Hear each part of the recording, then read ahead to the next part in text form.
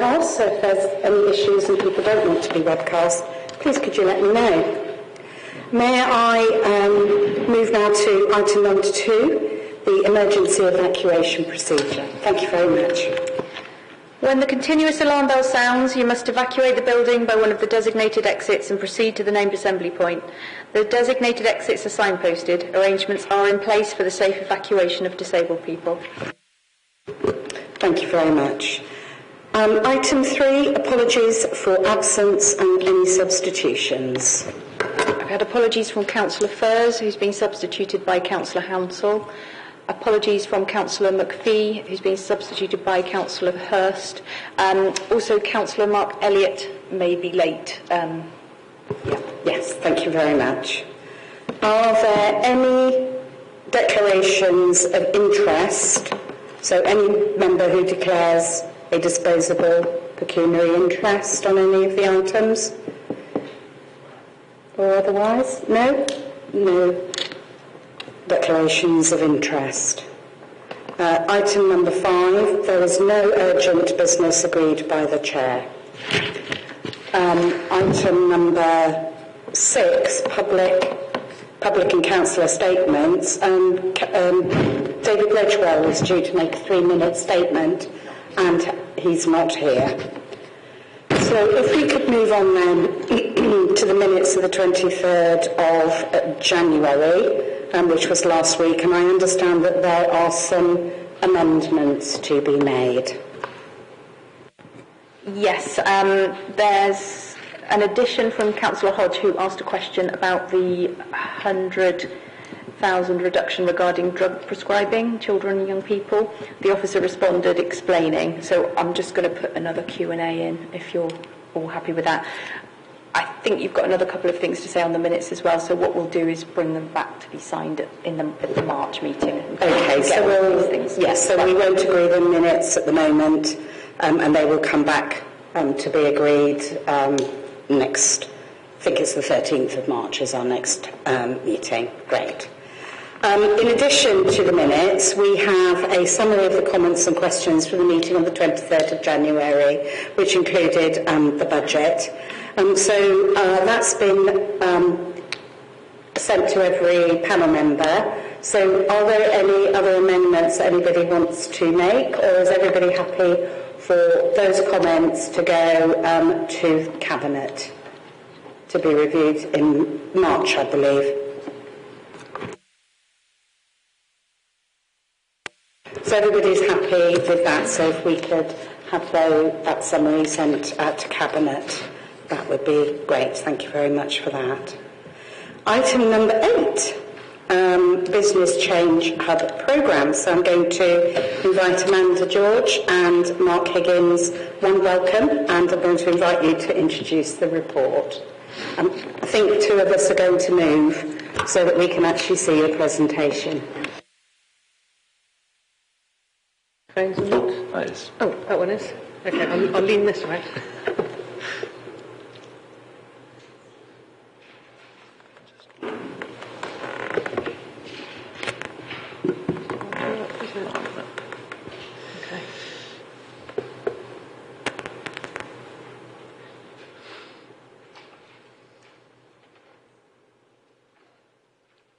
Thank you. So my name is Amanda George, and I'm the Director of Business Change and Customer Services. I've met many of you before. I'm going to provide a brief introduction to this item, and then I'm going to hand over to Mark Higgins, who is the Head of Service for the Business Change Hub, to take you through the presentation. So the Business Change Hub is a brand new initiative. Its purpose is to provide a really dedicated resource to focus on transformation programmes across the Council. This is a new team which Mark heads up, and he's been recruiting a small number of posts to the team over the last few months. So the team is now in place, really ready for the start of 2023. The programmes he's going to be talking about are all relatively new, and detailed project briefs are currently being written. So we're very much at the start of the process here, but we felt it was really important to update you on the plans at this early stage. So the purpose of the Hub is to provide the tools to deliver change more effectively And by having change programmes managed in one place, this allows for the interdependencies between the programmes to be managed more strategically. It also means we can plan our resource more effectively and ensure the right governance is in place to realise the benefits of each programme. So I'm going to hand over to Mark now. Hi folks. Okay, so we've kind of got a few examples, hopefully they're big enough for people to see, but of the types of things that the Business Change Hub is likely to be doing. But in most instances, the Change Hub will be a partner to a service where a change is being delivered rather than doing something to. It will be business partnering and doing something with the service. So a key part of the beginning of that process is engaging with the service, making sure there's a clear client role and a clear understanding of what's required in a client role as part of the process, mainly because the change needs to be owned by the service to make sure that when it's, as we go through the process, when we come out the other side, it can be embedded properly within that area. So we're very much a doing with rather than a doing to. That's the intention, at least. We'll see. But that's where we're aiming to be. We also recognise that change transformation programmes have quite an impact on people, and you're hoping that it's going to make quite a change to the way things are done. So for that reason, to support that kind of culture change and to support people through the change process, we've got a dedicated OD business partner to deal with that kind of culture change, people change side of things. So OD being the council's kind of softer side of HR, I suppose, not the technical side of HR, but that support function. So we have an OD business partner, and their role will be, as we go through each of the projects, to identify where there are going to be impacts, changes to culture and to people, work with the service to embed within the programme of work processes and to work with them to kind of deliver that part of the process as well. And alongside some of these activities that we'll be undertaking, we are seeking to try and develop a wider support to the organisation around programme management, not of capital programmes, capital something else, this is non-capital, and that's something that we're looking to kind of see if we can provide a toolkit and advice and guidance for other people who are not part of the business change, whose programmes aren't part of business change, but to provide a bit of consistency of approach potentially across the council. But at present we've started with a core set of programmes that we've been asked to focus on to begin with. So the principal programmes we're looking at to begin with are what you may have heard before as customer contact strategy, but is being referred to as the customer experience programme, partly because that's fundamentally the point of it, is about customer experience and how do we improve customer experience. We're looking at Children's Services Education Transformation Programme. There has been a phase 1 of that programme that's existed for a little while, and that's sort of wrapping up, and we're looking to move into phase 2 of that programme, so that will be a new kind of initiative that's partnering with the Business Change Hub and Children's Services. And the adoption of a corporate landlord model is something that the council has set out as an aspiration that property, the corporate estate team would lead on, and we will provide programme support around how we move from our current way of doing things to the new way of doing things.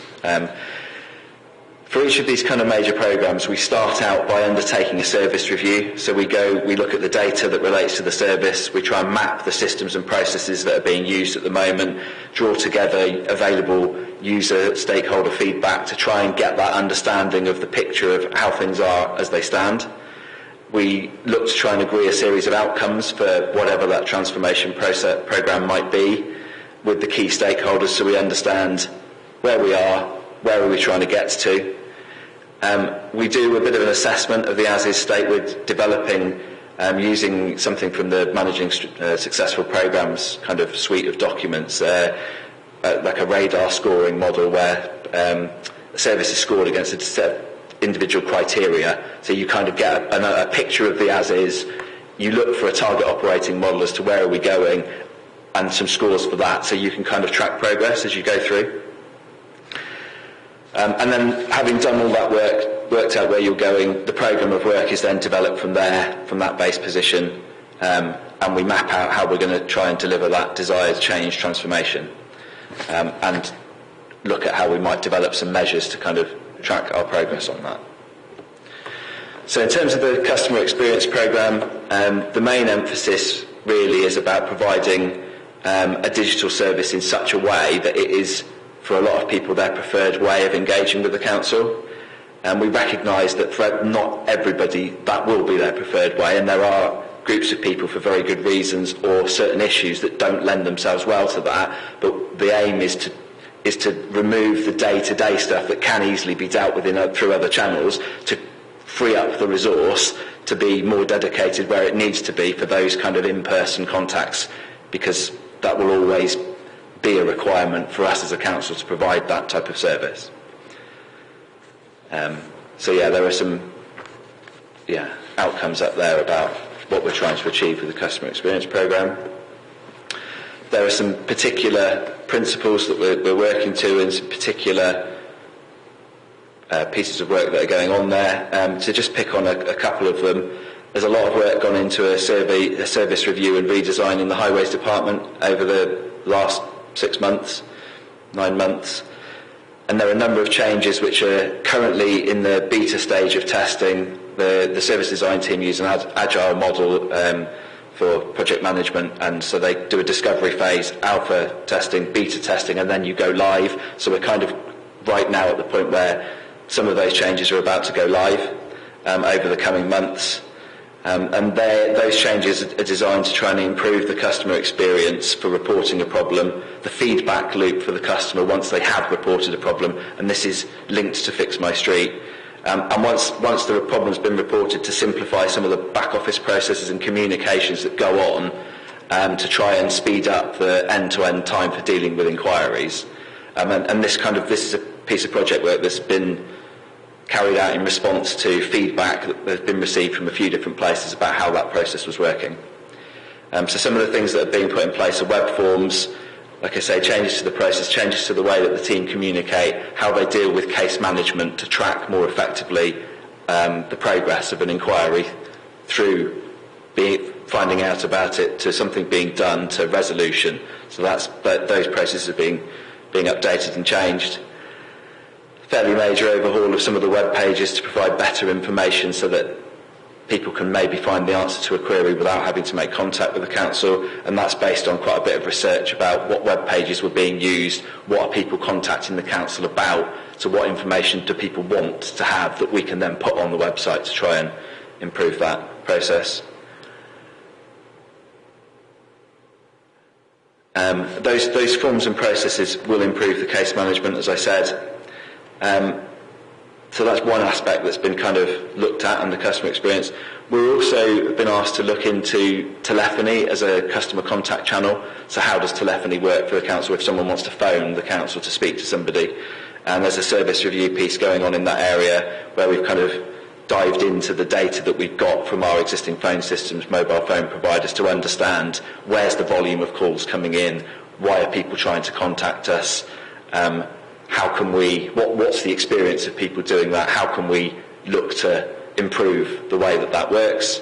We're just coming to the end of that initial review at the moment, and are looking at, once we've completed that, trying to roll it out to some other channels once we can kind of see what conclusions we can draw and where we can go from there. We've been looking to roll out, we have rolled out phase 1 of a set of customer service standards. They're the kind of core corporate service standards that relate to how we answer the phone, our out-of-office messaging, answer phone messages that people leave, trying to create a corporate standard for how we do that. So that's been the first phase of that, to kind of get that underway and running. And phase 2 will then look at working with the bigger services to begin with, to look at more detailed service standards for each of those services and how they get developed and rolled out along the corporate theme and along the principles that have been set out in the strategy and what's laid out in the document there. And we've also completed transition to a new hybrid mail provider, and that's working to try and reduce the cost of print and post to the council.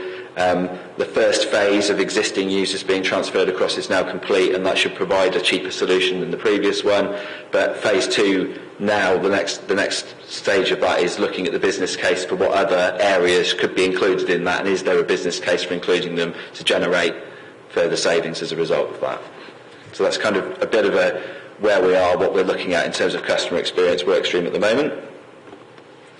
In terms of the Children's Education Transformation Programme, again, the initial service review where we've kind of looked to understand what went on in phase 1, where are we now, what are the issues that are present, is being completed.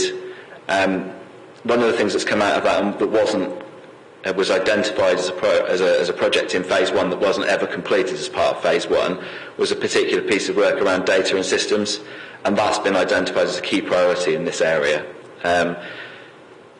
It's going to take us a little time to map the as-is because we store and use data in quite a complicated way. There are something like 52 systems that have been identified, and when I say systems, a spreadsheet might be considered a system in this instance, but the problem with having all of that data kind of disparate and spread out is that you can't easily get a clear picture of the whole.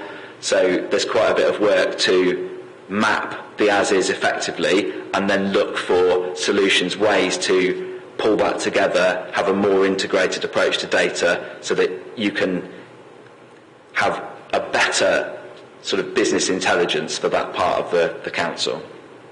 So there's a consultant on board who's going to map that out. And as part of that, describing the as-is, as mentioned before, we will then look to develop a target operating model for where are we trying to get to, this is where we are, what do we want this to look like in the future, and the consultant will support the development of that target operating model, and there are some good examples of good practice in this area where other people do it differently to us, and we'll draw on those examples. And the consultant we've appointed has got some good experience of delivering improved outcomes through this process. And they will also create us a roadmap of how we're going to get between where we are and where we're trying to get to. As wider part of this programme, we're also leading on. There's been a JAP review recently, the Joint Agency Pooled Budget review about how that works. The programme manager responsible will be leading on the kind of implementation of some of the findings that have come out of that review. And we're also supporting the work around the dedicated schools grant recovery, which is a bid that's gone into central government recently. So it's providing that kind of programme overview to link the various different bits together so that there's some commonality and there's a common person to all the various bits of work, so that because there will be overlaps between them.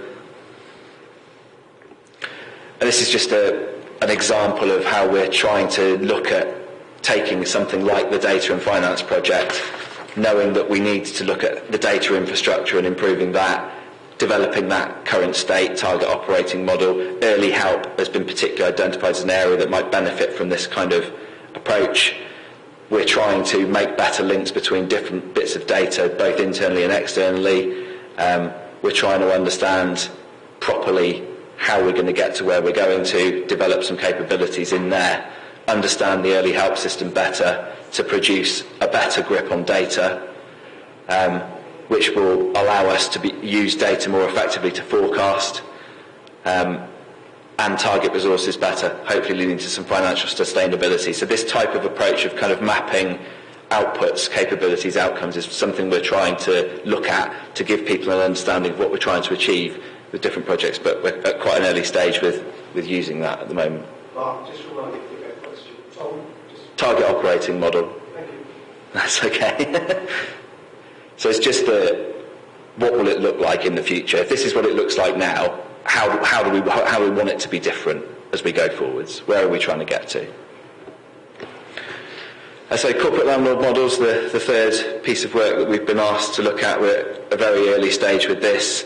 Currently working closely with the head of corporate estate, who's been in post for a few months now, to do that service review piece, understand what data we've got, what does that tell us about where we are, identify the various issues, pulling together what might be an outline programme for this work. So this is a piece of work where currently the council manages assets in a range of different ways. We have different approaches depending on what service area we're talking about, who has decision-making authority, who's dealing with certain aspects of property management. We're trying to move to a single corporate model where we have centrally that information and that understanding about how we're managing our assets, and there's a more single corporate strategy about how you manage those assets. So there'll be a report going to SLT in the next 4 or 5 weeks, kind of outlining what this programme might look like, talking about scope and trying to get a mandate for where we go next with this. Once that's done, the detailed business planning would start for each of the work streams. But again, data and systems work is going to be really key in this area because, again, we hold data in a really disparate way. So it's really hard sometimes to get a clear picture of exactly what you want to know about something. So trying to pull that together in a more coherent way is going to make a real difference to our ability to really understand what's going on in that part of the business, to drive reporting and to drive improvement. Yeah, and it will help us to measure what changes we make. So just kind of, what's it starting to look like? What's the early thinking look like? So some pillars of work that will underpin this. So data and systems going to be key pillar of what we're doing. We'll need to look at, if we're moving to a new delivery model, we'll need to make some changes to the way we organise ourselves, and that's what the people element's about. If we're going to change that approach and draw some of that work that's done out in services into a corporate centre, so that will need to be looked at and reviewed, so that will be a work strand. We need a clear strategy. I think it's been a while since we had a clear strategy in this area, and so we need to just make sure that we all understand why we hold assets, what we're trying to achieve with them, what are the outcomes we're trying to achieve from the assets we hold. And then once we've kind of got that in place, we'll need to, under the portfolio strand, look at, so how effectively are those assets that we are holding meeting those objectives, those purpose for holding those assets. That will be a strand of work that says, now we know what we're doing, does what we've got meet that, or do we need to repurpose, do we need to think differently? And underpinning this, the culture bar across the bottom again is the OD work to support the culture change that will need to take place, because there will likely be quite a bit of culture change. So having somebody dedicated across those work strands who can work with the head of service to look at what do we need to do to support people through that change culturally to get there. So that kind of gives you a bit of a sense of some of the projects we're involved in. We are trying to develop a bit of a process and a toolkit for how we do things so that people know what to expect for those projects we work with. At the moment, we've been given a set of projects. It's anticipated that any new projects will come through a gateway process attached to the board, so there will be a business change board set up, and that there will be, would need to be a corporate risk or significant organisational change to meet a threshold, because we don't have a massive capacity, but there will be a gateway process for new projects. We're not looking for new projects at the moment, we've got enough.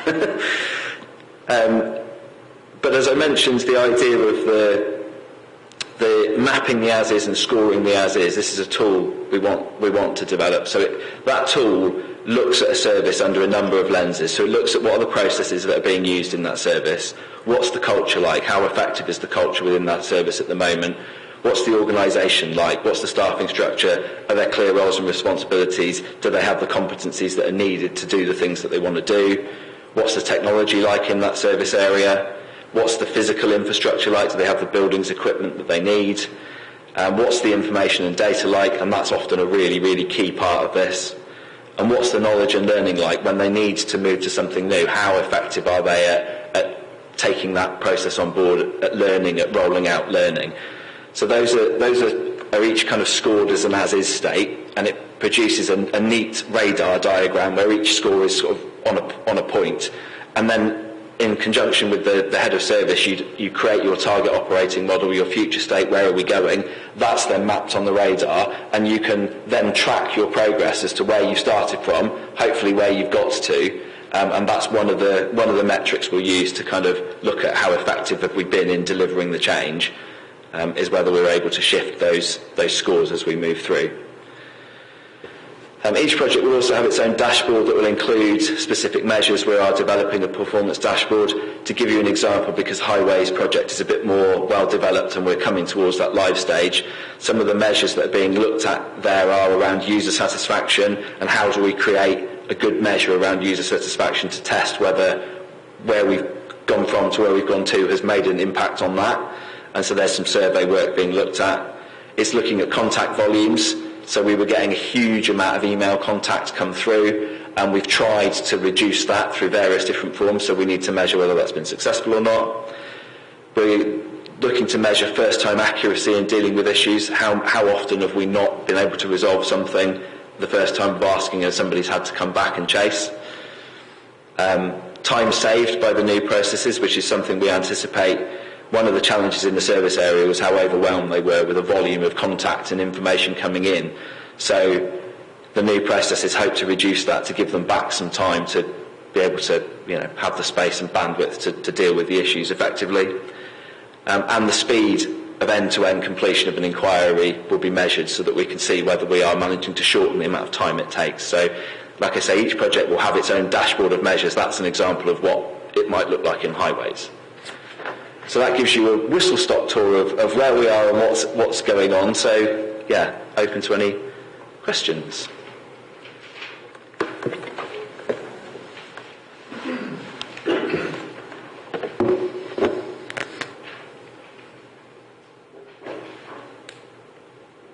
Councillor Singleton and then Councillor Foss.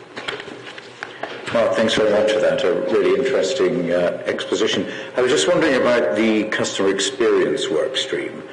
Is this purely external customers, or does this extend into internal customers? Because some of the internal processes are inconsistent, and it would be fantastic if it's early enough in this piece to ensure that we all understand what happens internally as well, it seems to me.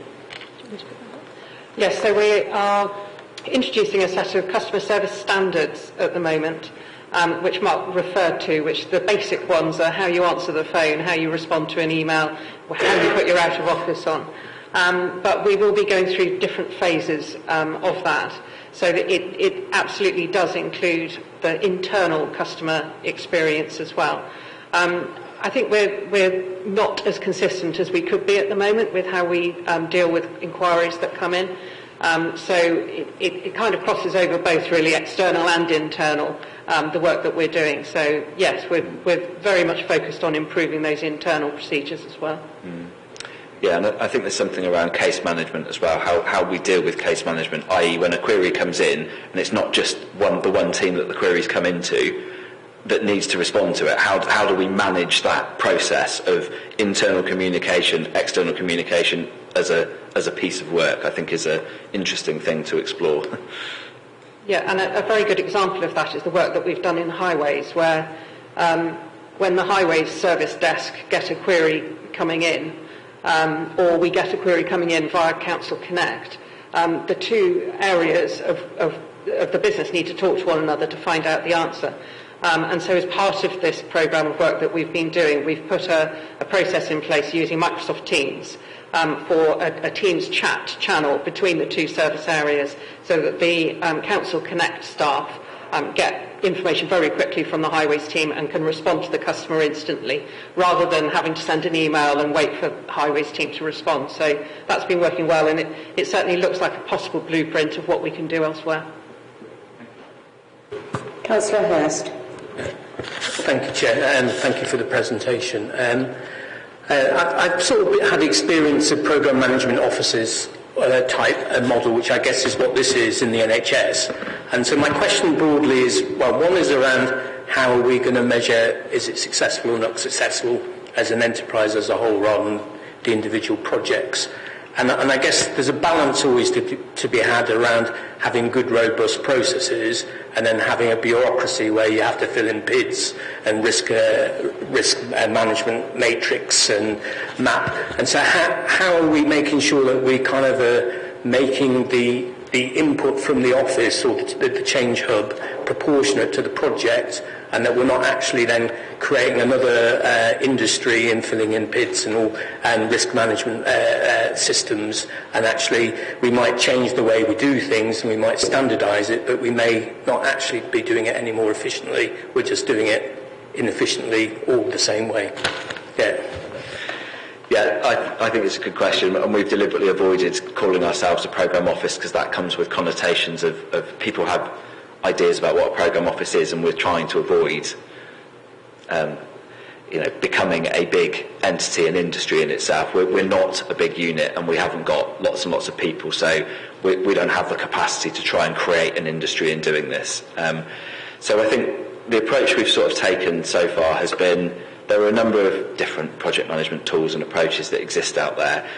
And we recognise that there is no one-size-fits-all because we're such a diverse organisation. What you're talking about for a major programme of work, like the Children's Transformation Programme, will be a significant programme of work. The level of governance and structure and documentation you need around that is very different to what you need around a smaller programme. So we've kind of been through MSP, Managing Successful Programmes. There's been some agile kind of training. There's the kind of waterfall traditional style approach to things, and what we're trying to develop is a toolkit that allows you to have, if this is a big project, here you go, but if this is a smaller project, the minimum you need to do to kind of have a decent amount of governance and structure around something is a smaller version of that. So we're developing that process as we go, but absolutely it's not. We've got no desire to create a massive industry around documentation everywhere, and to be honest, in a lot of instances that documentation probably will be written by and owned and live within the team because it's useful to us, but we're not going to force other people necessarily. So to give you a good example, in the children's work, Wendy, one of the portfolio managers, programme managers, has been often, we go through a meeting, we have a discussion to talk about the scope of a project. While those conversations are going on, Wendy's sat in the background tapping away and will have drafted a PID that just quickly gets circulated, and that's often, depending on what you're talking about, enough to give you some structure around it and provide that support to people. And in terms of measuring success, so that diagram I showed you at the beginning with those kind of the measures going across, understanding that. So I think we will be measured as to how many of the outcomes that we said we would set out to deliver have been delivered, and they will need their own measures. And because we're at an early stage, it's quite difficult to be specific on those measures for the projects. But there will be some anticipated. So, for example, the children's programme will have a savings target attached to it that will be part of our accountability to support the delivery of that. It won't be our savings target, it'll have to be the services, but we are taking an accountability by supporting and working with the service on that. We are kind of developing some measures, but they will principally be around what outcomes have we said we're going to impact, and using that kind of target operating model scoring system that I talked about, how do we demonstrate that we've made some progress towards delivering those outcomes? Does that, anything? No, I think that's good. Does that answer your question? Okay, thank you. Councillor Hughes. Thank you. Sorry. Thank you. So I'm just trying. I'll be honest. I don't fully understand it. So we've got your department is the Business Change and Customer Services departments, and within that now we have a Business Change Hub. So what does the separate hub give us that we didn't already have in our Business Change and Customer Services departments? Why do we need a separate hub? Assuming that most of the departments, the skill set that's required to achieve these objectives already exists within each department. I can only assume that perhaps is the primary driver of this new hub cost reduction. Is that what this effectively is? Time and motion studies to take cost out of departments.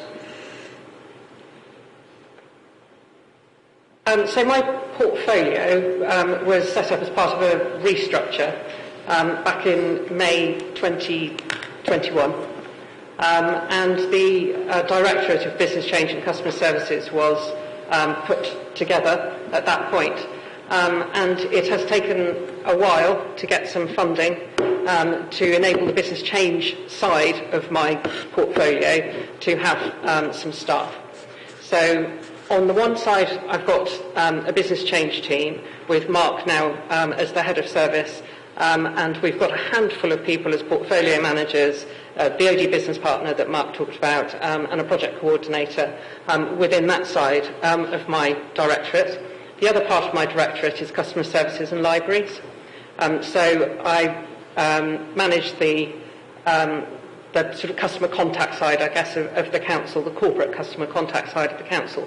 So they're not, they are two quite separate areas. For the last year, since I've been, year and a bit since I've been in post, we have been trying to deliver some business change programs. So, for instance, I've come and talked to you about the customer contact strategy before, but on a very, very small amount of resource. So it was recognised that we needed to create a sort of governance structure around business change in order to focus much more on the change projects. And obviously those three that Mark's talked you through are the ones that the senior leadership team have decided that they'd like us to take forward as the priorities of the council.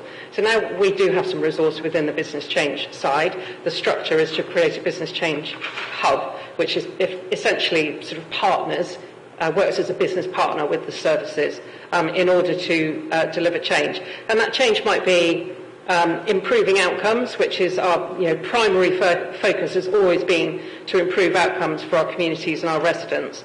But also some of those programmes of work will help those services to deliver the savings targets that they've already got within their budgets for the coming years. Sorry, as I said, so what is the primary driver cost reduction? Is that what you're trying to achieve here? I mean, let's say there's a lot in here about reducing workloads, digital first, all these areas which potentially are going to save money and potentially even reduce staffing levels. I'm not trying to understand if that's the critical driver here. I think the critical driver is improving outcomes for our communities and our residents. Okay. Some of those programmes of work might help to deliver service savings, but the primary focus is to improve how we operate. Thank you. Councillor Davis, please, and then Councillor Hull. Thank you. I think mine links back to the first question, really. When you talk about customer experience, how confident can we be that A councillors or parish councils are also in the loop? Because one of the problems you tend to find is a resident contacts you and, they haven't heard back or whatever. So how can that be kept? Do we be sure that that's kept in the link? Or when you go to a parish council meeting, you find the very question a resident's asked you is now coming up, if you like, there as well. So that would be one thing. And the other thing is, can we be sure that the feedback or what we get is followed through? Because there was a council direct, or I forgot what we call it actually, where you can, we know how many inquiries have gone in and we were directed if we needed help. We got fed back on that for quite a while, and now all of a sudden I haven't heard anything about it for ages. I will be honest, I'm not a councillor who's used it very much, but I don't want it to be seen as something that starts and we don't follow it through. Yeah, I understand that. So the Councillor Direct email address was set up really in response to quite a bit of feedback being received, but as councillors you're sending emails to various officers and not always getting responses. And so we set up the process that it would be a centralised email address that the customer services team would deal with, find out the answers to your questions and then come back to you. And the feedback that we've had from people who've used that service has been really good. So it is working well. I don't have the data at my fingertips, but it is working well. In terms of the customer experience and parish councillors and making sure that everybody's involved, our service design team, who is the team who really goes in at the start and looks at the data and checks user experience, is contacting parish councillors, for instance, as part of the Fix My Street work that they've been doing to improve that system, to improve the scripting, which we know has been a problem. They have been dealing with parish councillors over that, so yes, it's absolutely on our radar. Thank you. Councillor Hodge, please. Yes, thank you very much for the presentation. My question is a bit the same on the line, coming from an NHS management background as my colleague, Councillor Hurst, but I just wanted to get a feel for the investment in the initiative, new posts, and how much funding has been put into this, and what the report back system will be. Will you be coming back to this committee annually? I know the outcomes are measurable in different ways, but how will we hear back about that? And also, I just wondered how it sits alongside internal audit and whether there's any kind of duplication in types of things that are being taken forward, and how you seem to be implying that the senior leadership team driven the three initiatives that you've taken forward to begin with. How do those arise? Is it linked in with anything that's identified in the audit process as actually needing to be addressed, or is there another mechanism for having the areas that you want to cover coming forward? And the other thing is, how do you hope to get kind of employer buy-in on this, and so that it doesn't feel like a kind of top-down initiative, which might not be too well received? Okay, do you want to cover that one? Yeah. So in terms of investment, we've got core funding of about 330,000 a year initially. There is a transformation reserve that we can use to draw upon for delivery of projects or specific tasks. We haven't really drawn particularly heavily on that yet. I think there's an allocation of about 2 million that's sat there, but that hasn't been heavily drawn on yet. It's funded the beginning, so the core funding starts from April. The setup of it has been funded out of that transformation reserve, so that's where we are in terms of investment. In terms of kind of reporting, we're doing a bit of a piece around our governance at the moment and exactly how this fits, because we've got some programmes that might sit in different places. So I think we do need to, we're trying to establish a revised version of a business change board, which would be led by Will as Chief Exec. Mandy will sit on it, and I think we need to do a little piece of work around exactly how our governance and reporting lines sit as we evolve. So I think that's a relevant point that we do need to resolve. In terms of internal audit, I don't see there's a duplication. It'd be interesting to see. So I suppose the working example I'd give you is that there was an internal audit done a few years ago in property, and that raised a series of potential issues, and so the transformation programme will probably build off the back of that. So where there's not an audit and there's a desire for whatever reason, whether that's at senior leadership or there's been identified that there'd be a benefit to looking at a piece of transformation, we sort of act initially almost as like an internal consultancy, doing that review, doing that look at the data, look at what's going on, understanding. Not an audit report, I think that's a different thing. But yeah, I could see us dovetailing with audit potentially where there's been an identified issue that a transformation programme, it would benefit from a transformation programme to resolve. So I think that's probably the link there. Priorities at the moment, yeah, where we've started out, I think to get us started, that priority has come from the senior leadership team initially. But having that board, having a gateway process for any project to come through that board, will try and make sure that, because like I say, we don't envisage ourselves becoming a big programme office. I know some authorities have programme offices of 70, 80 people. You know, we're nothing like that. We're a small handful of people. So we'll have to be focused around what we do. We're not looking to get involved in business as usual. We're not looking to get involved in service improvement at a low level. We're looking at, customer experience is a big council-wide piece of work. Children's Transformation Programme is a big piece of work. That's where it's envisaged our resource, or how our resource will be focused. And in terms of the employee buy-in, I think that's we recognise that's really important, which is one of the reasons why we've gone down this having an OD business partner route, to try and make sure we've got good relationships being built there, but also the start of the corporate landlord piece of work. Rich is the portfolio manager who's got responsibility for that, has spent a lot of time working really closely with the service to build those relationships at the beginning, because, as I said, we don't want to do to people, we want to do with people. That's not always easy. You want to get that engagement and get that relationship building as much as you can.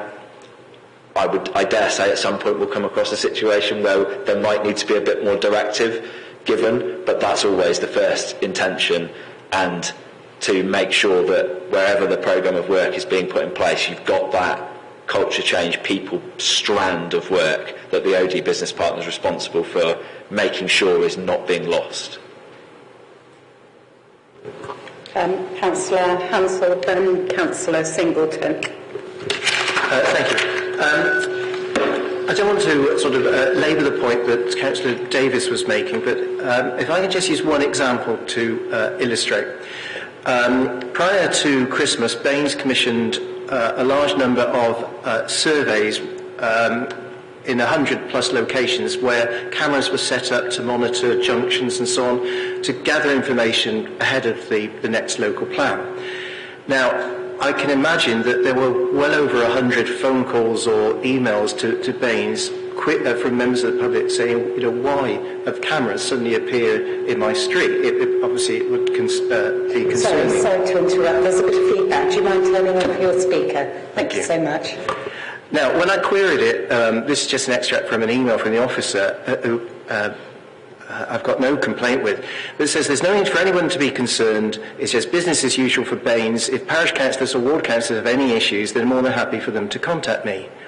Now, the previous time that this happened for the last local plan, the officer at that time alerted the parish councils and the ward councillors ahead of time, and so the local public were told what was coming, and so there was no concern at all. In fact, they sort of understood what was going on and appreciated. Now, all it would take is that attitude of mind for all officers to inform the ward councillors and the parish councils ahead of time. Almost by default, it's very, very patchy as a ward councillor which officers engage, which officers don't. So there needs to be a sort of common set of standards across the council, and please, you've got a parish charter, do use the parish clerks who really want to help. Thank you. Councillor Singleton. Thanks, Chair.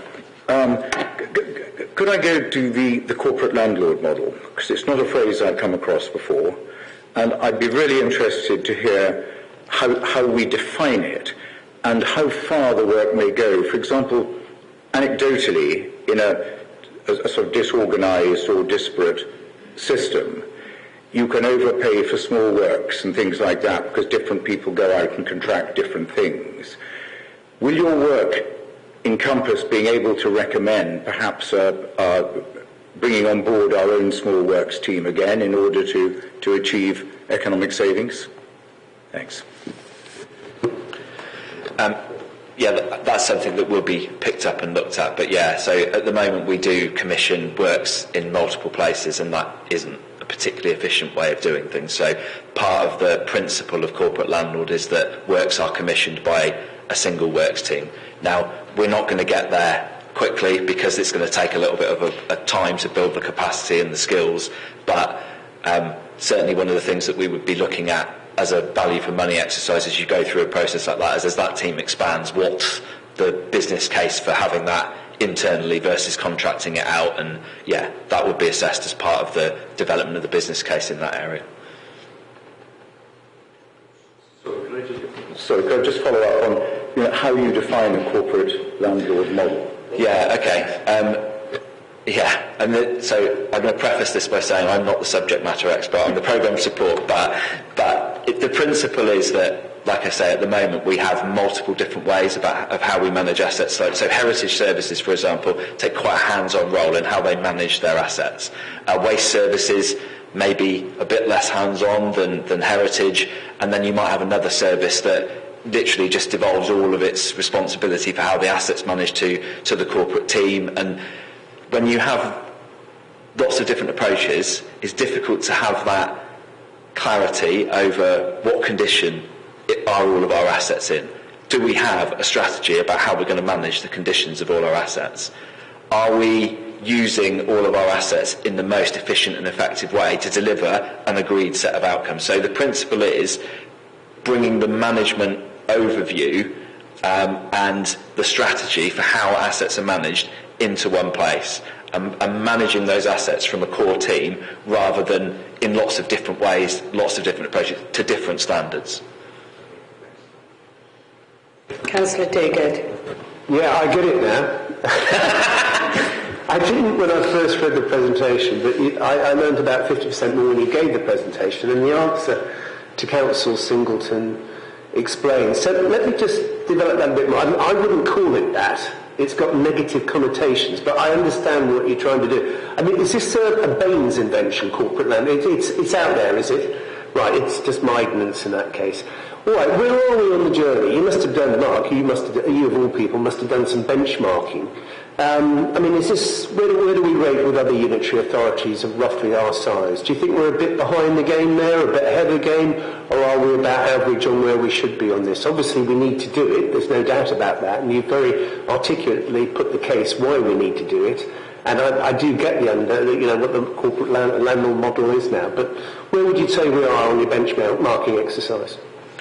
In terms of the corporate landlord model as a principle, it's widely used. It's widely used in both the public and the private sector because people want a consistent approach to how they deal with their assets and manage their assets and have that certainty over where are we in terms of compliance, in terms of condition, what's our investment strategy, what's our divestment strategy. People want that. It's a common approach.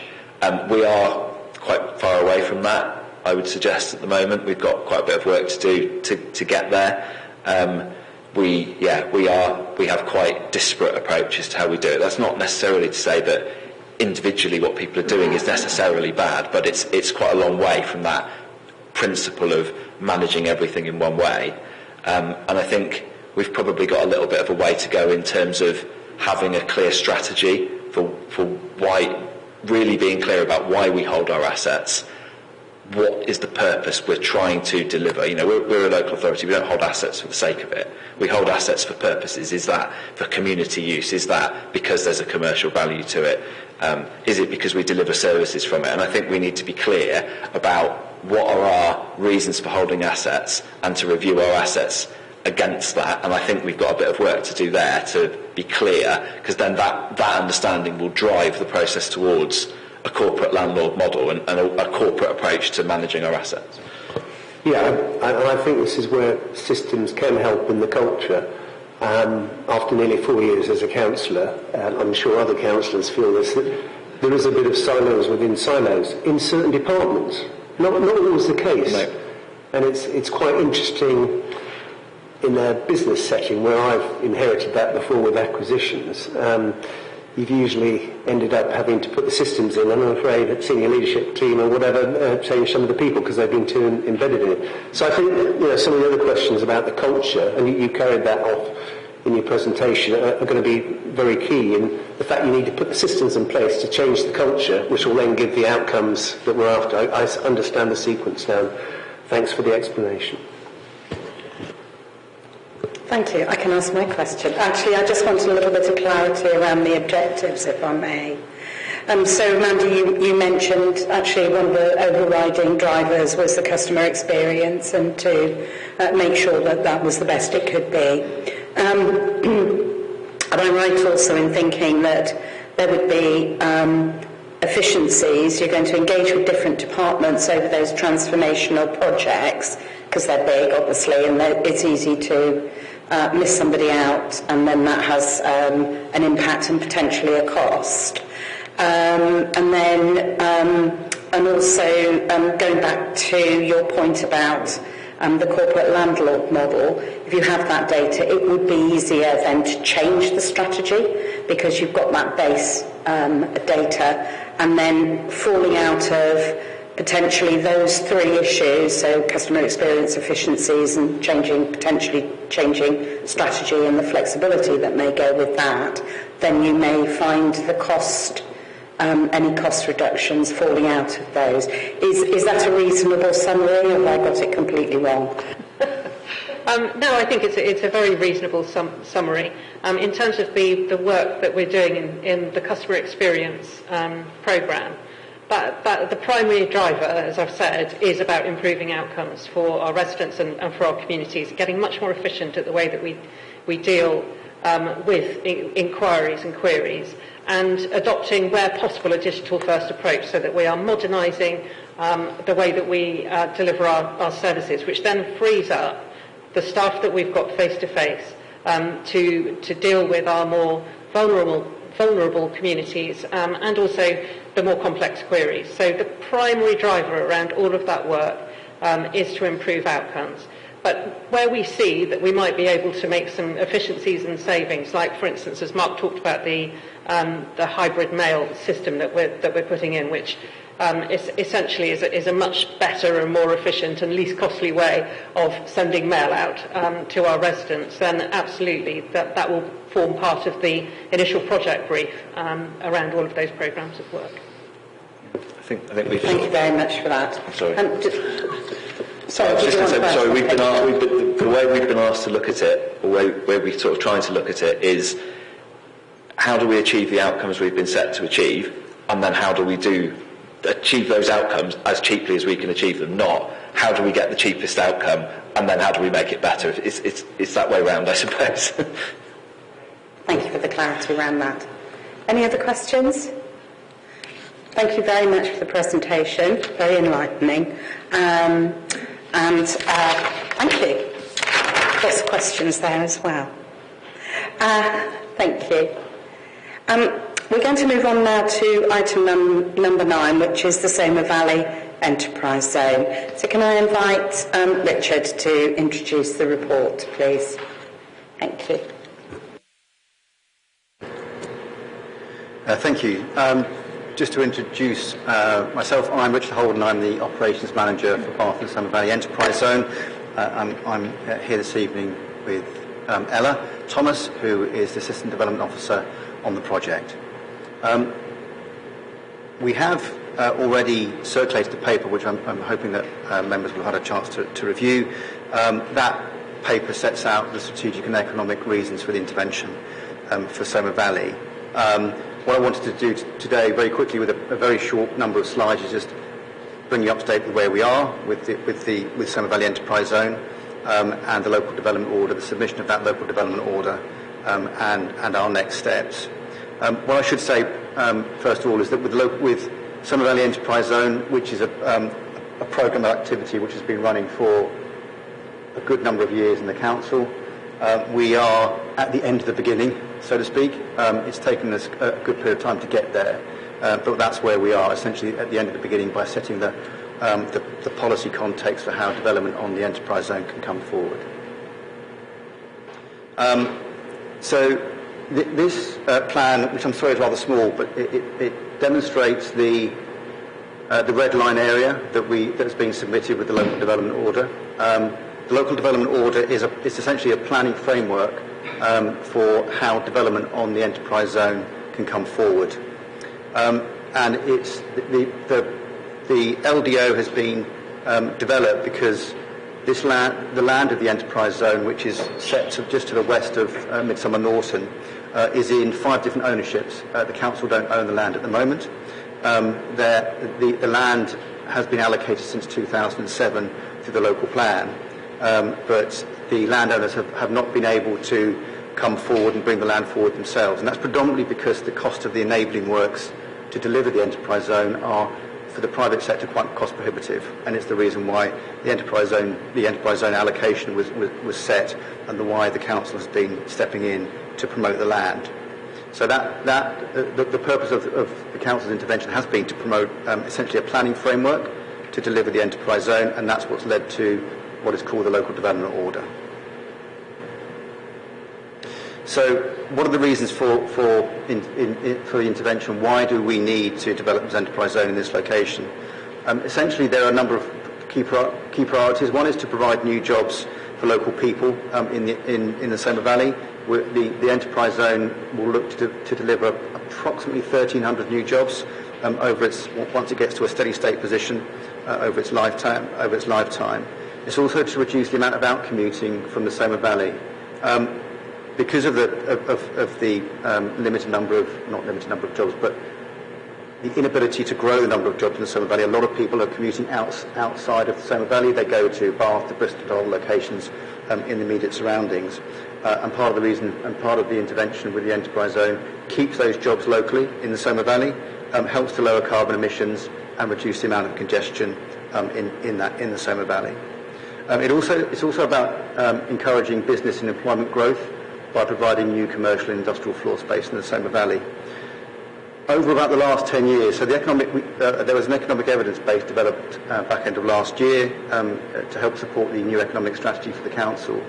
That demonstrated that over the last 10 years, from about 2010 to about 2020 or so, there were a couple of key sites in the Somer Valley which were unable to come forward to enable businesses to grow in the Somer Valley, and those businesses were lost out of the Somer Valley to other locations, and in some instances outside of Baines. Those two businesses in their own right probably took with them about 400 jobs locally, and something in the region of £20 million per annum in terms of gross value add into that Somer Valley economy. So that's over 10 years, it's about £200 million of gross value add. So that's part of the reason for the intervention in Somer Valley, is to help replace those lost jobs and that lost economic growth in the Somer Valley. And also because of the point that I raised earlier on, that the site has been allocated since 2007 in various iterations for employment land, but has, because of market failure, been unable to come forward. Over the course of the last year or so, we've been working with a multidisciplinary team through Arcadis and with a key stakeholder group. Some of you here are members on that key stakeholder group. And we have been working with to develop essentially an illustrative master plan for the site, for the enterprise zone itself.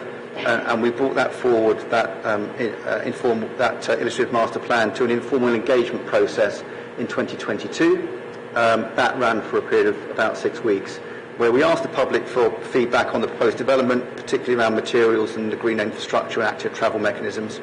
And also we produced, as a consequence of that, a first engagement report, which has been uploaded onto the Baines website, the project page for the enterprise zone on the Baines portal. What we did with that engagement is we listened to the feedback we were getting from the engagement process, and we made changes to the illustrative master plan, which I'll show in part in a second. So we listened, we responded, we made changes. And that changed the illustrative master plan and local development order, which is a series of quite a number of documents, was submitted to development management, the LPA, at the beginning of the year. The local planning authority are now in a statutory consultation period, which runs from the 16th of January. It's been extended slightly. It will run from the 16th of January to the 22nd of February, and that full suite of documents for the LDO is on the planning portal. So this plan essentially shows predominantly most of the changes to the illustrative master plan. It's up on the portal. Again, what we did with this is as I said, we listened to the feedback we got, particularly from residents, when we went through that engagement process last year, and we made changes to the master plan. So one of the particular areas we made changes to is the dwelling on the left-hand side of the plan, which is Royal Oak Farm. We made adjustments to the boundary of the local development order, and we moved buildings away from that Royal Oak Farm. We've also, through the pre-app process, increased the boundary and the buffer zone around the perimeter of the enterprise zone for a couple of reasons. One is to extend the dark corridors in the enterprise zone, but also to create more of a buffer between the enterprise zone and those surrounding businesses and residents. And we've also what I should say is the illustrative master plan demonstrates one way in which the development could take place. It doesn't define exactly how development could take place, but this is one way in which development could take place on site. There are a series of, I'll move on to the next slide. There are essentially a series of parameter plans, development plots within the enterprise zone that can come forward. But what you can see is that those plots sit within essentially what is a park within a park environment. So it's an enterprise zone commercial park, but very much within a park type environment where we can meet our BNG requirements and our ecological requirements, but it also deliver sustainable employment land within the Somer Valley.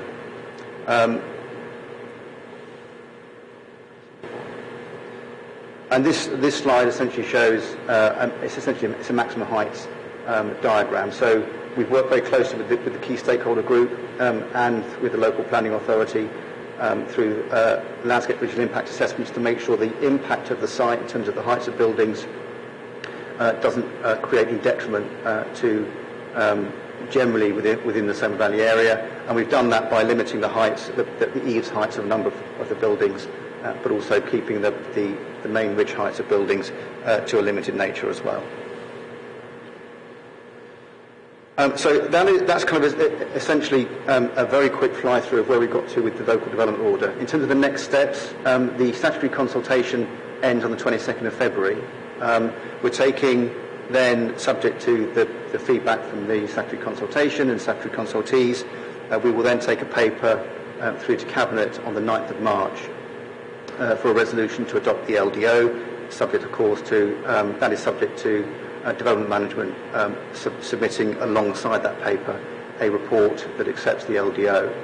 And then later on in the year we will be submitting, probably in Q2, an OBC Plus to the WECA, which will secure the funding to deliver the enabling works for the LDO. And that's the highways works and the infrastructure on site that then leads eventually to service plots that will come forward through a delivery strategy later on in the next period of time, which could be up to 2 years away before we get on site, subject to land acquisition. And also we'll be undertaking a REBA Stage 4 detailed design for the highways and enabling works. I think that is essentially where I wanted to be. There are some additional slides in the slide deck which you would have seen, which essentially give some more information around some of the highways interventions, but I don't think I will go through those now in great detail, unless you wish me to.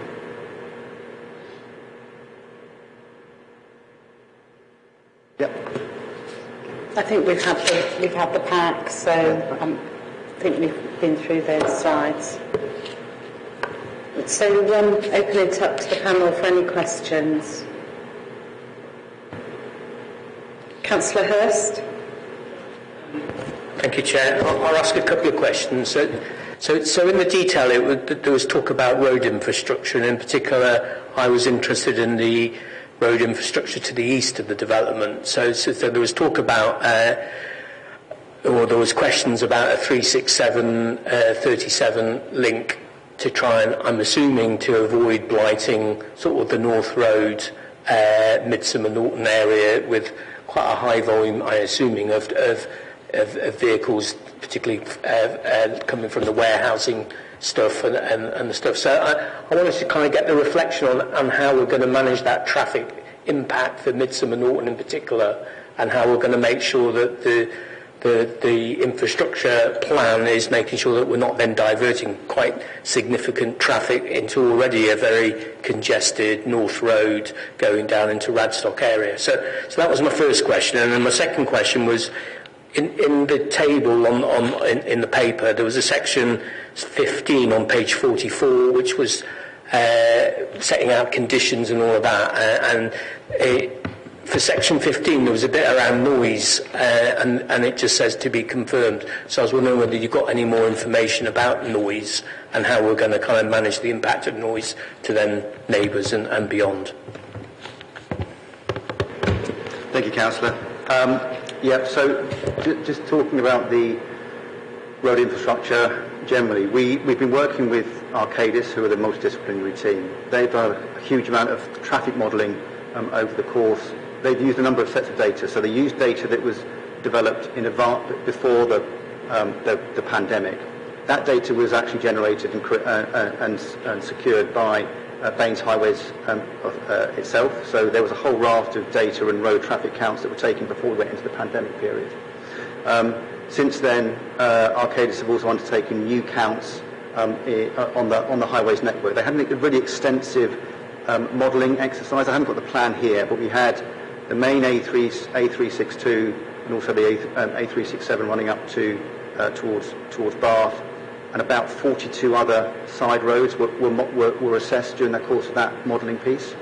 That data has been collected and assessed, and particular junctions were looked at in terms of the potential impact of what would be the committed development for the enterprise zone, but also actually committed development for other schemes in the area, and what their impact would be on the network.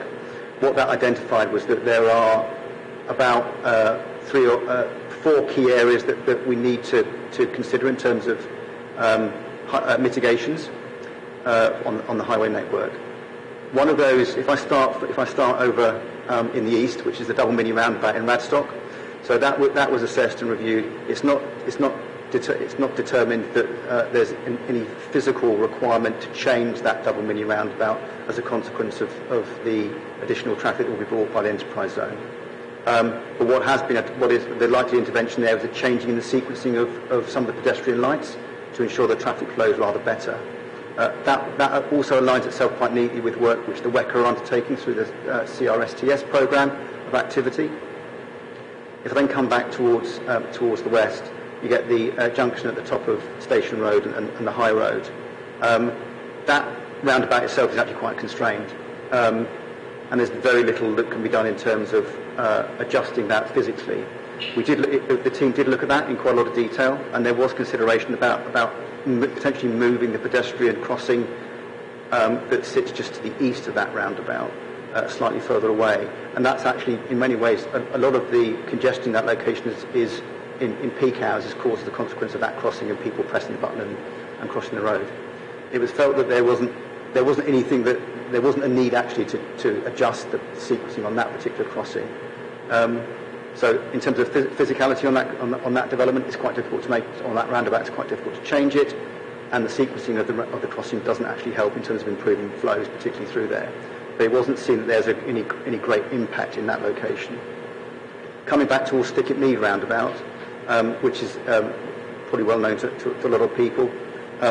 It's the roundabout at the bottom of Phyllis Hill that links in then with the it's the roundabout close to the Tesco's. Then there's a location where a couple of that roundabout at the moment is pretty much at capacity at peak hours, and a couple of options were proposed and looked at for that roundabout. One was getting rid of the roundabout completely, putting in a signalised crossing. That doesn't work in terms of technically it doesn't work.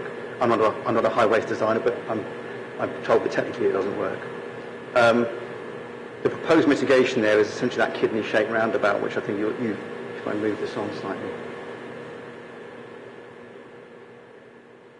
is a kidney-shaped roundabout at the bottom of Phyllis Hill.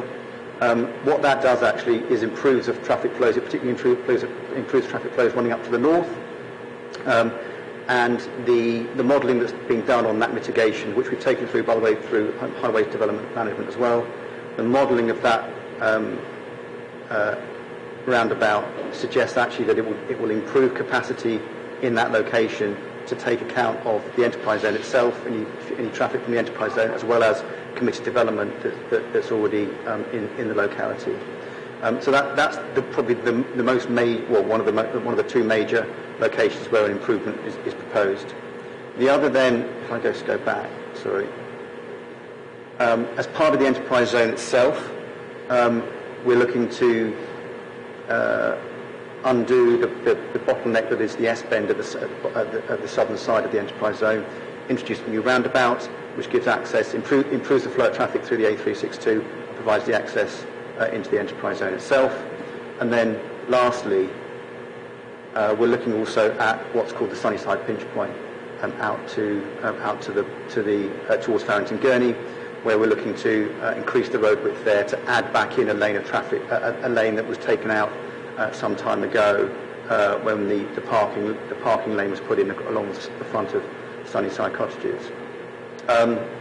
So the parking is kept, and we regain another lane to the north into agricultural fields. Table 15, your other point around noise. That report has now been issued, so it is up on the planning portal. What it demonstrates is there's no significant disbenefit in terms of noise anticipated, but there are a couple of mitigations proposed in relation to noise. So if I go back, sorry, I'm just going to dance around a bit here. On the if you see here plot 12 up on the northwest corner, it's proposed that there be a fence, an acoustic fence, at the very top northwest corner of plot 12, adjacent to Fernley, that location there. And also, I'll just dance back again, sorry, dancing all over the place.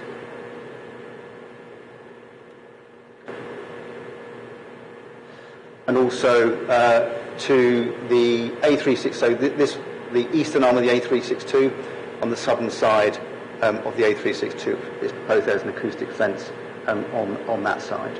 But otherwise, it's not anticipated that the operation will have any significant disbenefit in terms of noise creation. Thank you for that. Can I just pop in with something that's related to that? Has this desktop modelling on the highways included the A37? Because the A37 is pretty congested, especially at that Fallington-Gurney junction there.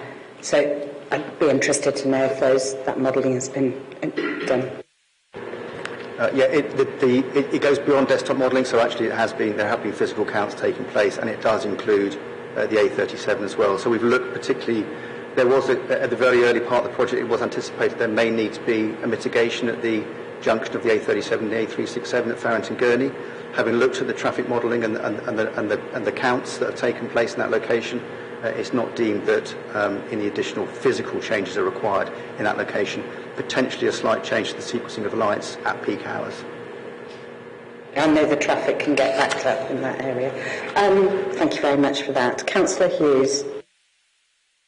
Thank you. Hi. Okay, well, first of all, obviously I have to, I am on the key stakeholders group for this, so my insight to this is probably a bit broader than most members of the committee. And so there's lots of areas I could touch on, but I'm not going to go into too much depth. I'll start by saying, the LDO where it is now, the design, I think you and your team have reached a point where it's actually very good. I know we've been through various revisions and consultations and changes to get to this point, but I think where we are now is very good. I think the main concerns that we had were to do with employment numbers on the site. I think you've addressed that. We're looking around about 1,300. Just maintaining the skill levels, and obviously the most controversial one was avoiding any retail on the site. We didn't want this to become a retail site and just be a low skill set. So I think that those and things like the BNG on site, I think are all very, very good. So overall, I think I'm very happy with where we are with the design of this LDO. What I am going to touch on is where my residents have most of their concerns with this, and most of the concerns we have locally are to do more with the delivery plan of this. Just to give you a very small bit of background, I mean, where we are at the moment, Spain's commitment to our area is small to non-existent in terms of helping our industry in the area. Baines have one business centre in Mr Norton, which is there to help promote and build businesses. In fact, I remember Paul Crosley standing outside it in 2014 telling us how the council was going to spend £1.3 million on it. Well, that never happened, and unfortunately since the council took back control of it 5 years ago, it's now reached a point where through complete incompetence the whole building now is going to be closed down this year. So that's where we are. The only commitment we have at the moment to supporting business in our area is that one that the council have ruined and it's about to be closed down. So we're now going to have a gap between that closing and any new investment, which is basically this, happening. So I think the concern locally is how are we realistically going to make this a reality from where we are with a plan on paper? How long will that take to happen? And how confident are we, because we're going to be relying on developers to come forward, how confident are we that we're actually going to make this development happen? There was mention of the transport infrastructure. Well, at the moment, certainly during this administration, our traffic has increased substantially. Our commuting has increased substantially. So we're desperate to have new developments that bring retain the workforce in the town. So I think delivery plan really is the key to us. Thank you, Councillor. Thank you for your support of the project and the positive comments you just made. In terms of the residents' concerns around delivery, I think as a project team we are very alert to the fact that we are, as I said, we are at the beginning of, or the end of the beginning. What we've also focused on in terms of, there are a couple of things that probably, hopefully will give some level of comfort. In terms of the closure of the existing business centre, one of the things that the council are looking at is how can they repurpose and reuse existing council assets in that location, but potentially the Hollies being a location for businesses to occupy who maybe need a flexible space that they can occupy. And also there are other assets that I think we probably need to look at in the town centre. In terms of the delivery on site of the enterprise zone itself, there are a couple of locations, and I brought this plan up on purpose. Plot P6 and P8 on this plan do come with the potential for flexible workspace, which could flip between industrial or business space. And one of the things that we will look at as part of delivery is how can the council intervene potentially to deliver essentially an incubator hub on site. So a not dissimilar building to, or an improved building, but not dissimilar in terms of its outputs to Wansdyke Business Centre, but where there's a greater level of support for small businesses that may be starting up. That may be some little way off. So I think in the interim, the idea of those kind of meanwhile locations where these types of, where the business centre could potentially operate from, including the likes of the Hollies, I think is something that we need to look at quite closely, more broadly within the regen and the business and skills function. And it's something which we are very alert to, and the conversation is ongoing. But I think we, in terms of how confident can we be that this development will come forward? Where we've got to is that I know that the council and the administration are very keen to be seen to be actively involved in delivery of the enterprise zone itself once we get into a delivery phase. And we have got a piece of work that we commissioned back end of last year, which we're just awaiting the output on. It should be out in the next week or two, which is essentially a delivery strategy. It looks quite high level in terms of the potential delivery methods that could be employed on site. And my expectation is that will be a kind of a hybrid type approach in terms of it will want to partly use the council covenant to deliver out some activity on site. But there's an inevitability that we will need to look at private sector investment into the enterprise zone. Part of the reason for the council's involvement and delivery of the enabling activities is that de-risk the site. So by putting in place those high-res interventions and on-site enabling works, alongside the flexibility that the LDO provides in terms of bringing forward development on site, and I mean flexibility in terms of the speed with which development can then begin on site. What we're trying to do is, through those mechanisms, is de-risk delivery for the private sector. So just in summary, we need that meanwhile activity, meanwhile locations to replace the likes of Wansdyke. We are looking at flexible workspace delivery on the enterprise zone itself, and by undertaking the enabling activities and delivering the LDO, we are de-risking the site for the private sector. We're also clearly in a position where economically at the moment the world is in not a strong place. We are still probably a couple of years away, in all likelihood, from being able to get on with the enabling activities themselves in order to because we need to secure the land. And then the reality is that the site will probably take between up to about 8 to 10 years to deliver out in its entirety. So it is a slow burn, but there will be certain activities that will be accelerated on site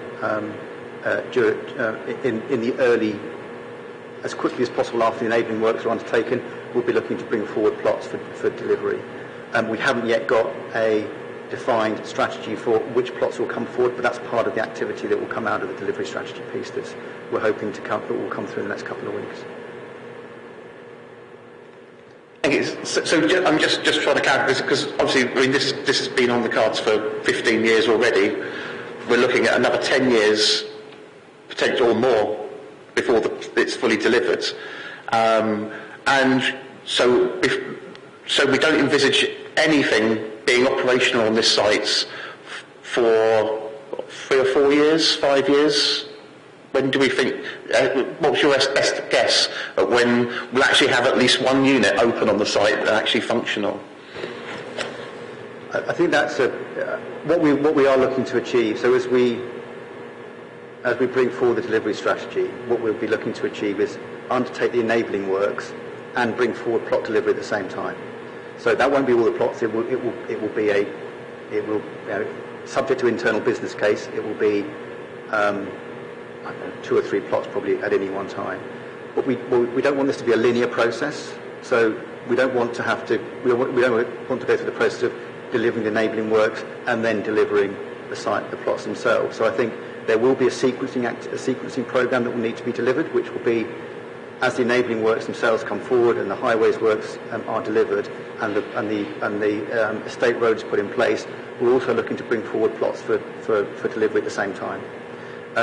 I haven't got an immediate program of when that might be. It's the next piece of work that we need to focus on. But we have to deliver the highways works and the enabling activities first, because that will be conditioned through the LDO. It will be a condition that those works are implemented and the highways mitigations are implemented before any occupation of buildings take place on site. Thank you. Councillor Hodge. Thank you, Richard. I've got, as a planning committee member, I've got kind of more questions about the LDO process and if there are any pitfalls in that process, really. And I just wondered if there's any other examples where we've taken forward another development in that way in recently or in the last 4 years. I just wanted to understand how the conditions are enforced. So in a normal process, the conditions are set out in advance as part of the permission, and the developer has to submit, the onus is on them to submit evidence that they've complied with the conditions, and then if they don't, as planning enforcement can take action. I'm just wondering, with this process, what happens if the developer comes forward with a scheme where some parameters are adhered to and others aren't quite? The LDO says that a scheme must be delivered broadly in line with, which sounds a little bit looser than a normal planning application. Who will decide and give weight to whether the variance from the scheme matters? Whether it's a range, whether it's a building that's too high or an industrial noise that's too noisy, or not delivering the biodiversity net gain. Normally that is all set up by a committee in advance that has kind of weighted priorities, or how will those decisions be taken about the variance and what comes forward, and someone says, oh well, that's okay, we'll just let that aspect of it go. And then once the building has started, what happens if there's non-compliance? Again, is it planning enforcement that address that? I suppose, those are my questions. Thank you. Thank you, Councillor. So I think the first question was around are there other examples of LDOs within Baines? Now, this is the first LDO that Baines have been looking to bring forward. It's not the first in the country, but there are a relatively limited number of LDOs in the country. I think there are about 25 or so, maybe 30. But they are very much seen as a mechanism that helps secure a conditioned development, but also de-risk the site for delivery and it speeds up the delivery of activity on site for developers. But to come back to your point around the conditionality, so alongside the LDO, so the project team's been working very closely with development management to essentially agree in advance of submitting the LDO a set of conditions that run alongside the LDO, and there are about 30 or so conditions that run alongside that. As the LDO goes through the adoption process and the resolution comes to Cabinet, those conditions essentially get locked in. The LDO is submitted through to the Secretary of State within a period of time after the Cabinet decision, and that locks the LDO in place, including the conditions. Your point around compliance and parameters, we've worked really closely with the key stakeholder group, but also with development management to develop what was originally a design guidance, and we've in the work we've done with development management and with the key stakeholders, we've changed that design guidance into what is essentially a set of design codes for the site. And that document is included on the website. It's quite a lengthy document. And essentially it sets design parameters for the entirety of the site. So that's in terms of the nature of the structural landscaping that takes place, but also what is the scale of development that can be undertaken on any one of these plots, which are coloured here. And in terms of the plot delivery themselves, the parameter plans set the parameters and the codes set the context for what's the maximum quantum of development that can take place on any one of those plots, and that is no more than the illustrative master plan that has already been prepared. It also sets the parameters for how high buildings can be, what are the nature of the finishes that can be adopted, what are the types of materials that can be used, what's the colour palette that can be used. All that is set within the design code. A developer then has to, once a developer comes forward to deliver out one of those plots, what they have to submit is a compliance application. And those design codes that I just referred to, at the end of that design code document, you'll see for each plot there's a set of there's a compliance table for each of those plots. It's essentially a tick box exercise. So if the application does not comply with those design codes, it won't be approved, and that particular plot won't come forward unless the development is in compliance with those design codes, essentially. So the compliance application comes in to the local authority. They have a period of time to review it and assess it, and they assess it against this tick box exercise.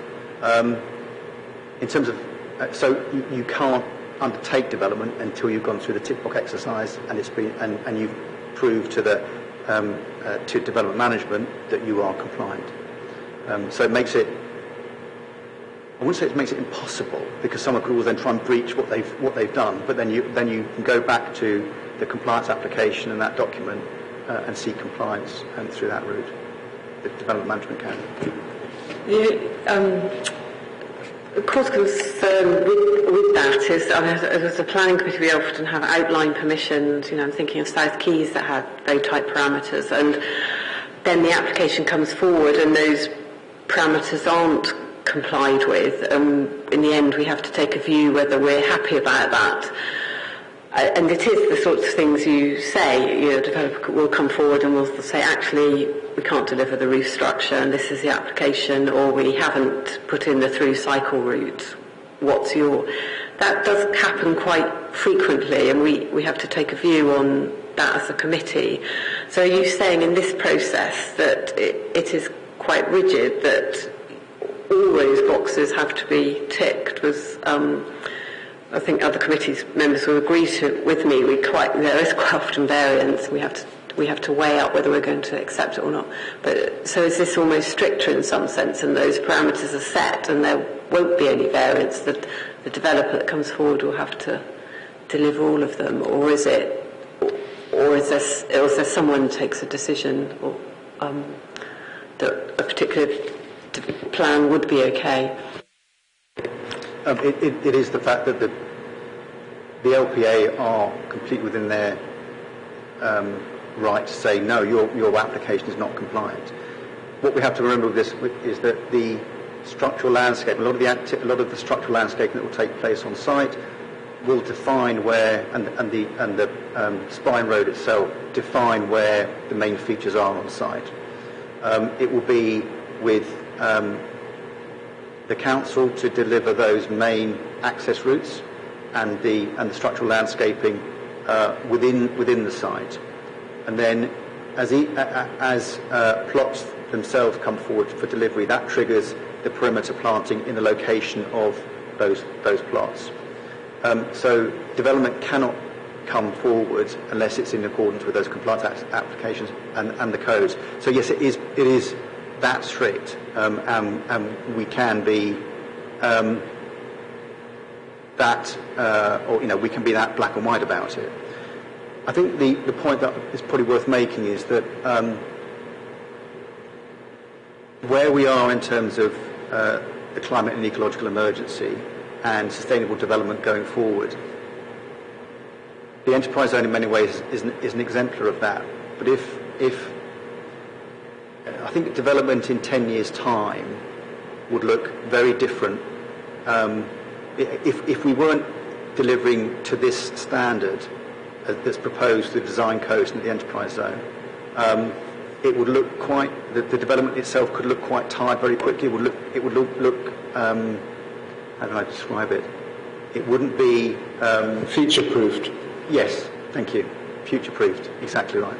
So I think where the development will be does set a high bar, but it will be a bar that we have to move towards in terms of future development wherever we are. And the council are very keen that we seek to achieve that high bar. Thank you very much. Councillor Dogood. Yeah, that's a good link for where I'm coming from, because you mentioned the net biodiversity gain. I'm really interested in this particular development, but also from where the council's coming on the broader term, because right in the first slide, Richard, you mentioned sustainable economic growth. I think there you were more than hinting in your last answer that you're looking at more of a triple bottom line. So it's the social and the environmental as well as the economic. Now I wonder when, if there are lessons learned from the Keys, and good lessons learned from the Keys, and when we're looking at a development like this, just how much of a truly sustainable development model we're looking at and future-proofing. So, that would look at the building regs. I mean, we've just made an initiative in the council on domestic dwellings. That would look at the travel plan, scope 1, 2 and 3 from a carbon emissions point of view. And it would also look at the energy source. So, this could be an opportunity for renewable energy to be supplying this particular location. So really I'm asking a broad question. When we get faced with this in Baines, and we are, that word future-proofing, how do we look at it from the triple bottom line, and particularly the climate emergency, and in this particular instance, but also in the broader scheme? Thank you, Councillor. So I think just to land on Bath Quays, initially in Bath Quays South. Bath Quays South itself was achieved its planning permission some way before the council had declared the climate and ecological emergency. But one of the decisions that was taken as we were in the process of developing Bath Quays, particularly number 1 Bath Quays, the council's Grade A office building on site, is that a decision was made to take out the natural gas supply. There was going to be natural gas at number 1. That was taken out at a very early stage as the climate emergency was announced. We were able to, kind of in a fleet-of-foot way, make that decision, and we flipped towards an electrical supply in terms of electrical heating and cooling in Quays. And we also installed in Quays the largest array in Bath on the roof of number 1 Bath Quays. And we've put in, and since we've completed number 1, we've retrofitted in EV charging into the car park as well, so you have EV charging on site. And also number 1 Bath Quays is delivered to an EPC A rating. In terms of the enterprise zone, Severn Valley Enterprise Zone, we are looking at net zero carbon in terms of operational net zero carbon position through its sustainability credential. So once the development is delivered, in operation it will be delivered to net zero carbon. We'll be looking at renewables on site, so the design code and the conditioning that's set will require development to come forward in a really green and sustainable way on site. And I think it probably does set a precedent for future commercial development. But clearly the local plan partial update, which has recently been adopted, also sets those parameters in its new policy context in terms of the nature of how it anticipates sustainable development is delivered in both our housing going forward and also in our commercial spaces going forward. So I think we have worked very closely with development with the LPA to ensure that the LDO, as it comes forward, it's been aligned. It's almost, we've been working kind of hand in glove with the LPA to ensure that the enterprise zone itself here, the Somer Valley Enterprise Zone, is delivered in accordance with the policy aspirations that have been delivered through the LPPU. And I think that's what we're delivering here. I would expect will be the way forward across a lot of the council's delivery going forward. Councillor Hughes. Sorry, just to clarify one other, just following on from Lucy's question to do with the conditions. One of the problems we see often on the planning committee is developers turn up waving a viability report, saying, sorry, but we're not going to give you your 30% of affordable housing, and we're not going to meet your parking standards, and we're not going to give you any of the stuff that were actually in your policies, because our viability report says it's not viable for us to do it. And then we end up having to give them the developments regardless. So for the committee to understand, if, for example, we've got a big plot here, and we're having trouble shifting that particular plot, and a developer turns up and says, well, actually, I'll take the plot, but I'm only going to meet half of your conditions. Is the process still the same in terms of a planning process for that to be reviewed? It would still go through the same Baines planning process and the same decision-making process. Thank you, Councillor. So in terms of the viability question per se, I think we've seen from the private sector hasn't been able to bring forward the enterprise zone itself purely for many reasons, but predominantly because the cost of the infrastructure is so prohibitive that it's not able. It makes the delivery completely unviable. The reason that the council are intervening and we have secured provisional programme entries through the WECA to deliver the enabling works is to take away that viability challenge for delivery. Also, the flexibility within the LDO in terms of taking away, having done all the survey work that has been done, and securing essentially what is a planning framework for delivery, de-risk the site for the private sector.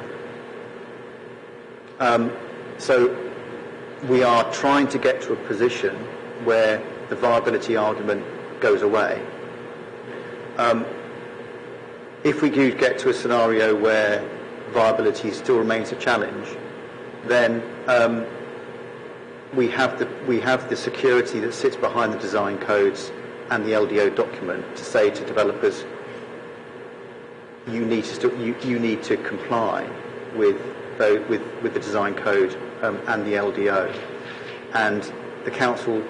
So there is not then a separate viability test, to my knowledge. That doesn't take place because it's de-risked through the LDO process.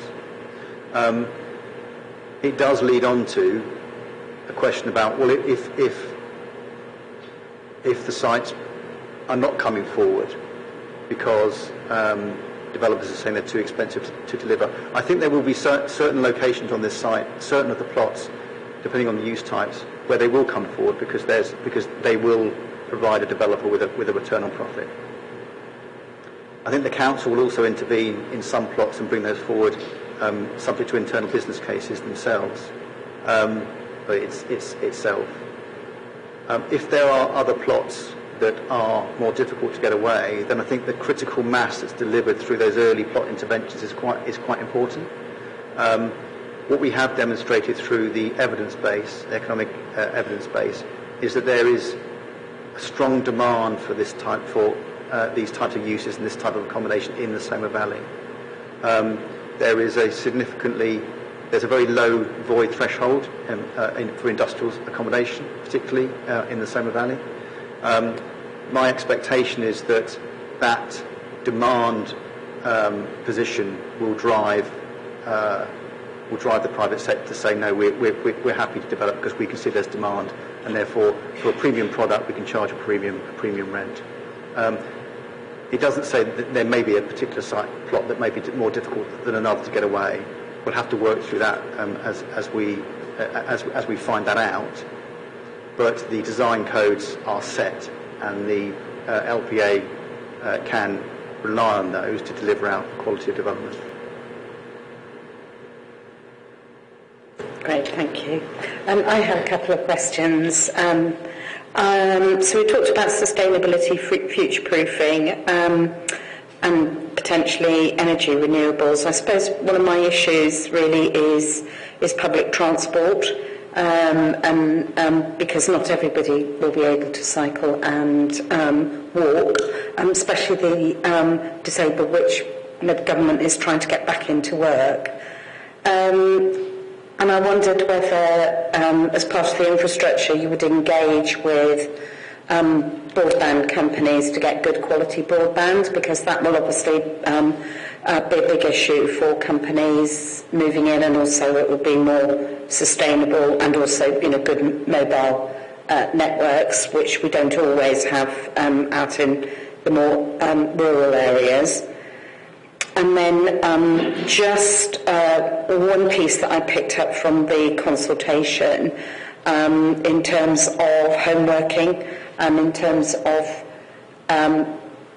there's more homeworking and therefore officers aren't required.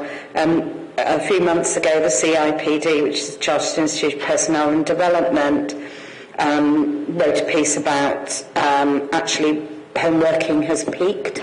Now, we don't know what's going to happen in the future. That might change, but it looks as if more people at the moment certainly are returning to work, so more flexibility for office space probably will be required at some point. Thank you, Councillor. So just trying to nail those one by one. So on the public transport front, the scheme does introduce bus stops, so we have got bus stops located immediately adjacent to the new enterprise zone. You can't actually see them very well, but they are actually on that plan, adjacent to the, I don't know whether my cursor works, there we go. So there's one there, and there's one over here. So we are looking to make sure that we have bus stops immediately adjacent to the enterprise zone itself.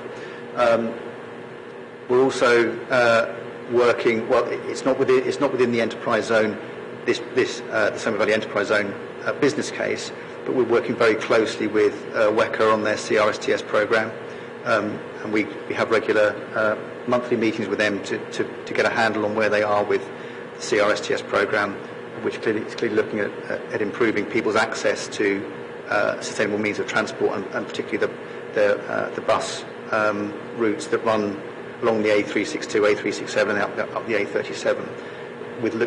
And that piece of work is looking particularly at people's ability to get to public transport nodes where they can then jump on a bus and move on. That doesn't resolve the broader problem that bus services are already having, but that's a wider conversation which I know that the council are having with First Bus and the bus operators. In terms of the broadband and Wi-Fi, yes, there is a provision for superfast broadband on site. It's a requirement actually of an enterprise zone to have that level of connectivity, so that will be a given. And in terms of the homeworking piece, it's an interesting position, because what we've seen with Bath Quays as a good example is that whilst there's been a strong level of demand for number one Bath Quays, we've got a floor and a half away in quite difficult, challenging times. What we have seen progressively is that the requirements are changing. So what might have been a 20,000 square foot requirement a couple of years ago is probably only a 10 or 15,000 square foot requirement now. But what we are very much hearing from the occupiers is that in order to secure the right staff for their businesses, they need to have the right accommodation. So generating the right space, the right quality of space is really important going forward. And I think that what we're seeing is the occupational market is probably a bit quiet at the moment in terms of office space in Bath. but we expect it to come back. And I think the quality of space is the important piece. So we would certainly see that on the enterprise zone, it's about developing the right quality. I mean, it won't necessarily be grade A space in the enterprise zone because it may not be appropriate in the Sober Valley. It may not be able to generate the right rental levels. But certainly it's about the quality of space. And certainly we are seeing people moving back to wanting to work in a hybrid way, so splitting their time between home and office. Clearly a lot of the employers, where they're bringing on younger members of the team, it's really important to have those people of the team in a team environment where they can learn by osmosis. In many ways, you learn by hearing what your colleagues are saying, which you don't get in a home environment. So I think we certainly see that hybrid working becoming much more the norm, where people split their time between an office and a home environment. Thanks very much, Richard. Right. So in terms of where we move from here, do we want to make any recommendations to Cabinet with regarding this LDO or Somer Valley? I had a couple of things that we might like to consider, and perhaps the panel could advise as to whether they would like those in. Obviously, we want to have some clarity around, I think, the highways impacts, right from the A37 right through to the double mini roundabout, which is horrendous in my view. I feel like I'm playing chicken every time I go through that, in Polton. So is that a fair recommendation for for Cabinet to consider? Sorry, I meant Madstock, yes, sorry. I put Mr Norton down there. Yeah, so that's a fair one. Design codes and design guides, maybe some clarity about whether to make sure that those are enforced, given the strict level of codes that are included in that design. Is that a fair one? Bit of nodding there going. Yeah. Well, there'll be conditions based on the parameters, won't they, that have been. So that's the second one. And future-proofing, would that be so future-proofing, we had the net zero carbon, which we know is already in the delivery plan. So we've got three themes, really. The economic, the social and the environment. And as part of that, obviously the economic, we want to make sure that we get business in there that is sustainable. Social, we want people to be able to get to that hub. And on the environment, obviously the net zero carbon is in there, but we'd like to make sure that all the cycle routes, the green spaces, are delivered as per the plan, and obviously look at energy renewables. Is everybody happy with that one as well? Does anybody have anything that they would like to either amend in those three, or they'd like to add something else? No? Okay. Right, so if we could pop those three in for Cabinet, that would be good. Thank you very much. And thank you to the officers for patiently answering all our questions. Thank you very much. Item number 10, apologies, Councillor Samuel, but if we could have the Cabinet member update. Well, the budget papers were published today, that's the update. That's what I like, short and sweet. Thank you very much. They're available on the website. Great, and thank you very much for waiting patiently for us, Councillor Samuel. Before we move on to the work plan, I just want to update you on an item that has been outstanding, and this is with regard to the Council 200% surcharge on properties that have been... Oh, sorry, Councillor Samuel. Right, so there was an outstanding item with regard to the surcharge of 200% on council tax after a property has been empty for 2 years. There were some issues with regard to probate, and some people that were buying properties have got caught with this.